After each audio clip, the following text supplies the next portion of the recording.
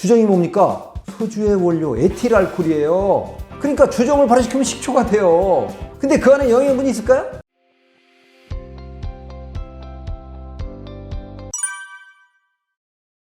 식초에는 크게 세 가지가 있습니다. 합성식초, 발효식초, 천연발효식초, 이렇게 세 가지가 있어요. 네, 먼저 합성식초. 이거는 먹으면 안 됩니다. 빙초산을 물로 희석해서 만든 겁니다. 빙초산을 서양에서는 독극물로 분류해요. 그죠? 빙초산의 유해성은 제가 따로 말씀드리지 않겠습니다. 그래서 일단 합성식초는 빼놓자고요. 표기에서 희석초산이라고도 표기를 해요. 이게 바로 합성식초예요. 두 번째, 발효식초. 그냥 발효식초예요. 천연 발효식초가 아닌 발효식초. 이것도 발효를 하긴 해요. 그런데 천연 발효식초하고 달라요. 천연 발효식초는 어떻게 만드냐? 곡류 아니면 과일을 자연의 미생물을 이용해서 서서히 천연 발효시킵니다. 그렇게 해서 만든 이 식초에는 자연의 그 영양분들이 그대로 다 응축이 돼요. 영양분의 보고입니다. 말 그대로. 그렇게 해서 만든 천연 발효식초가 좋은 건데 이게 좀 생산성이 떨어지고 값이 좀 비싸요. 그러다 보니까 빨리 값싸게 만드는 방법이 있는데 발효를 하긴 해요. 그런데 원료가 뭐냐 하면은 물론 곡류하고 과실을 일부 제품의 경우에는 쓰기도 하는데 거기에 주정을 섞어요. 주정. 어떤 제품에는 주정만 100% 쓰는 경우도 있어요. 주정이 뭡니까? 소주의 원료 에틸 알코올이에요. 식초가 다른 거 아니죠? 알코올을 발효시킨 거죠. 그러니까 주정을 발효시키면 식초가 돼요. 근데 그 안에 영양분이 있을까요? 에틸 알코올 발효시키면 초산 성분만 있어요. 영양분 없어요. 이렇게 해서 만든 그냥 발효식초. 이거를 업계에서는 편의상 양조식초라고 그러거든요. 여기에는 영양적으로 크게 불리합니다. 그러니까 물론 합성식초보다는 나아요. 그렇지만 우리가 좋은 식초라고는 할 수는 없습니다. 천연 발효식초에 비해서는 크게 뒤떨어집니다. 그러면서 안전하게 우리가 이용할 수 있는 건 천연 발효식초입니다. 표기를 잘 보면 돼요. 과일 아니면은 곡류만 써놓은 거. 거기에 무슨 주정이라는 글자가 보인다든가 그건 발효식초인데 그냥 천연 발효식초가 아닌 그냥 양조식초인데 거기에는 또 다른 첨가물도 들어가요. 제품에 따라서 향료도 들어가고 무슨 종균 같은 거. 그 종균이 인위적으로 배양한 종균이에요. 자연의 종균이 아니에요. 그런 의미에서 천연 발효가 아닙니다. 예, 팔아요.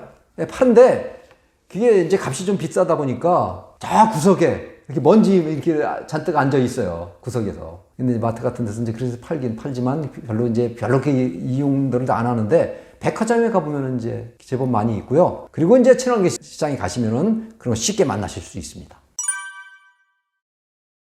일단 이제 먼저 식생활의 중요성에 대해서 관심을 갖는 일부터 저는 시작이라고 봐요.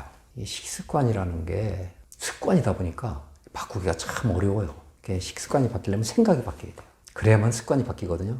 근데 생각이 바뀌지 않고 그럼 먹을 거 없어 이렇게들 말씀하셔요. 근데 사실 잘 찾아보면 우리 몸에 도움이 되는 웰빙 가공식품들 꽤 많아요.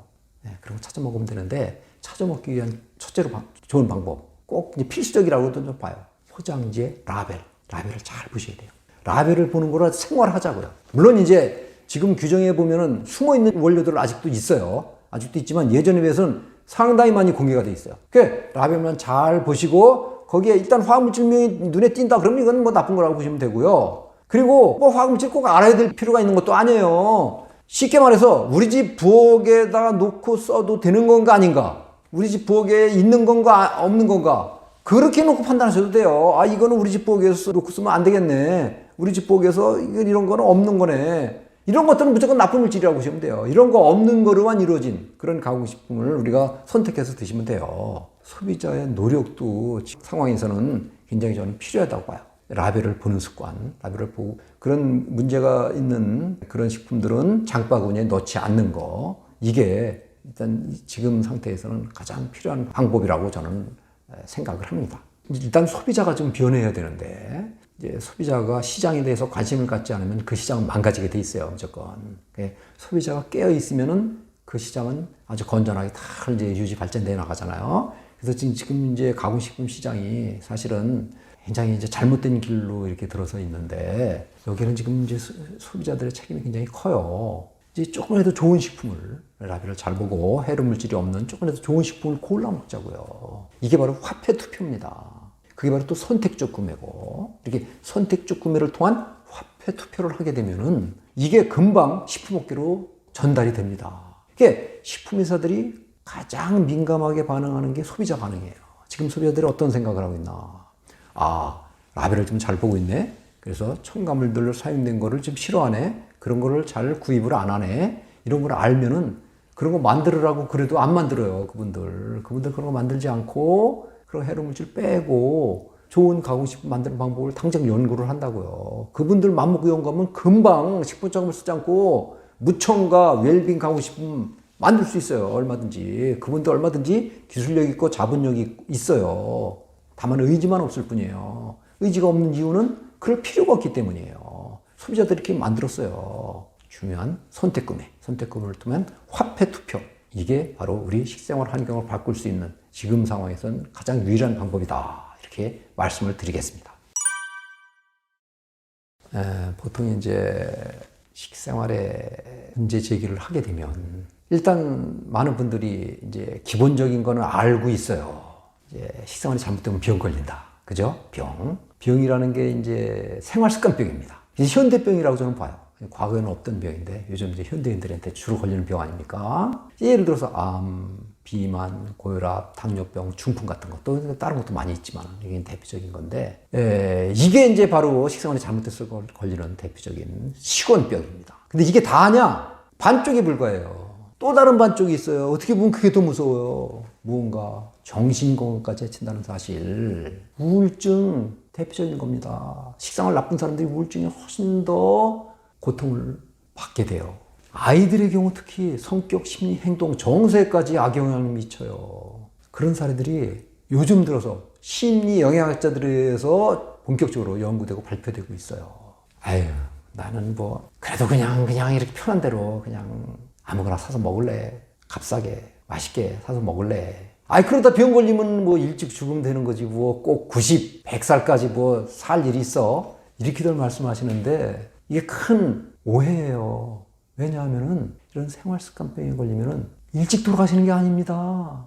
현대의학이 일찍 돌아가시게 하질 않아요. 평생 약에 의존해서 병석에서 누워서 생활하셔야 돼요. 불행스러운 노후가 기다리는 겁니다. 본인만 불행스러움 몰라요. 주변에 있는 사람까지 고통에 빠뜨려요. 애꿎은 자녀에까지 다시 생각하셔야 됩니다. 9988234라고들 얘기하는데 그 출발점이 바로 올바른 식생활이라고 저는 봅니다. 그래서 식생활에 대한 관심을 갖자고요. 생각을 바꾸자고요. 생각만 바꾸면은 진짜 안전하게 너무 많아요. 생각을 바꾸지 않고 식생활을 하려다 보니까 먹을 거 없다고 그러는 거예요. 한 가지만 더 말씀드리겠습니다. 요즘 들어서 우리들 큰 관심사 중에 하나가 미용이죠. 누구든지 젊어지고 싶어서 노력을 합니다. 그래서 여러 그 수단을 강구를 하는데 시간도 들이고 비용도 들이고 그죠. 젊어지면 좋죠. 뭐 실제로는 젊어지는 건지는 모르겠지만 젊게 보이면 좋죠. 그런데 먼저 해야 될 일 바로 올바른 식생활입니다. 과학자들이 동물 실험을 하잖아요. 주로 쥐 실험을 합니다. 쥐 실험. 그 신쥐 있죠. 쥐의 수명이 보통 2년 정도 돼요. 근데 2년이라는 기간은 그 과학자들한테 굉장히 긴 시간이에요. 그 빨리 결과를 도출해야 될 거 아닙니까? 그래서 빨리 늙게 만들 필요가 있어요. 그 노화를 촉진하는 거 이게 바로 가속 노화예요. 실험쥐를 가속 노화시키는 가장 유용하고 현실적인 방법이 뭔지 아십니까? 정크푸드를 먹이는 거예요. 빵, 과자, 인스턴트 식품, 패스트푸드 같은 거, 청량류 같은 거 이런 거 먹여서 가속 노화를 시켜요. 현대인들은 스스로 자기 자신한테 가속 노화를 시키고 있어요, 지금. 그러면서 괜히 뭐 보토스 주사 맞고 미용 수술하고 그러더라고요. 그거 위험하잖아요. 가장 안전하게 젊음을 유지할 수 있는 방법, 웰빙 식생활, 올바른 식생활, 좋은 가공식품을 찾아서 이용하는 겁니다. 제가 이제 그동안 느끼고 공부했던 것들 그냥 두서없이 말씀드렸는데요. 여러분들이 식생활 문제를 이해하시는데 조금이나마 도움이 됐으면 좋겠습니다. 예, 들어주셔서 감사합니다.